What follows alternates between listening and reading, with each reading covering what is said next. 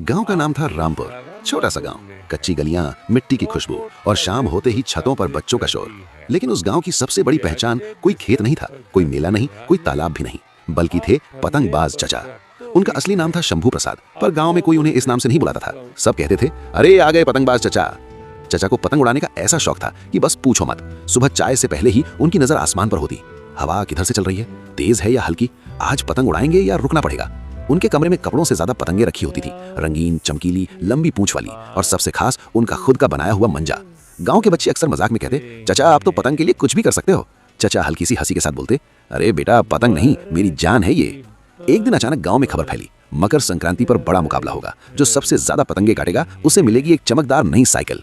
ये सुनते ही चचा की आंखों में चमक आ गई। इस बार रामपुर का नाम रोशन करेंगे। पर दिक्कत ये थी, उनका पुराना मंजा अब कमजोर पड़ चुका था। जीतने के लिए चाहिए था सबसे तेज, सबसे धांसू मंजा। और उस मंजा के लिए चचा ने जो किया उसने सबको हैरान कर दिया। उन्होंने अपनी पुरानी रेडियो बेच दी, वही रेडियो जिसमें वो हर शाम पुराने गीत सुना करते थे, जिसके साथ उनकी तन्हा शामें गुजरती थीं। गांव वालों ने पूछा, चचा सिर्फ पतंग के लिए रेडियो बेच दिया? चचा ने धीरे से कहा, रेडियो फिर आ जाएगा, पर जीत का मौका बार बार नहीं आता। मुकाबले का दिन आ गया। पूरा गांव छतों पर था। ढोल की आवाज, बच्चों की चीख पुकार और आसमान में रंग बिरंगी पतंगे। चचा ने अपनी सबसे खास लाल पतंग निकाली। उस पर बड़ा सा लिखा था, उस्ताद। चचा शुरू करो। बच्चे जोर से चीखे।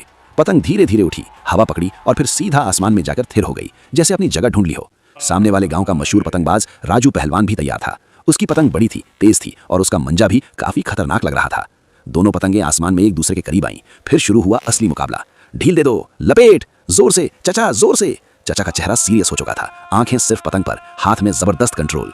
एक पल को लगा शायद राजू जीत जाएगा। चचा की पतंग हल्की सी नीचे झुकी, छत पर खड़े बच्चों की सांसें रुक गईं। तभी चचा ने एक तेज झटका दिया, मंजा धूप में चमका और अगले ही पल वो काटा। राजू की पतंग गोल गोल घूमती हुई नीचे गिरने लगी। छतों पर तालियों की गूंज मच गई, बच्चे खुशी से नाचने लगे। चचा ने एक के बाद एक कई पतंगे काट दी। आखिर में घोषणा हुई, इस साल के विजेता हैं रामपुर के पतंगबाज चचा। उन्हें चमकदार नई साइकिल दी गई। लोगों ने उन्हें कंधों पर उठा लिया। उनकी आंखों में आंसुओं की हल्की सी चमक थी। लेकिन कहानी यहीं खत्म नहीं होती। अगले दिन सुबह लोगों ने देखा चचा साइकिल पर नहीं बल्कि पैदल जा रहे थे। सब हैरान हो गए। पता चला उन्होंने वो नई साइकिल गांव के एक गरीब लड़के मुन्ना को दे दी थी, जो रोज 4 किलोमीटर पैदल चलकर स्कूल जाता था। मुन्ना की आंखों में आंसू आ गए। चचा ये तो आपकी जीत का इनाम था।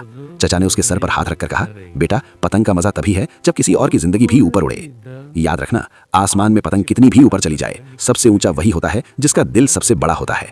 अगर आपको ये कहानी दिल को छू गई हो तो वीडियो को लाइक जरूर करें, चैनल को सब्सक्राइब करें और बेल आइकन दबाना ना भूलें, ताकि ऐसी ही दिल से लिखी हुई कहानियां रोज आप तक पहुंचती रहें। कटा।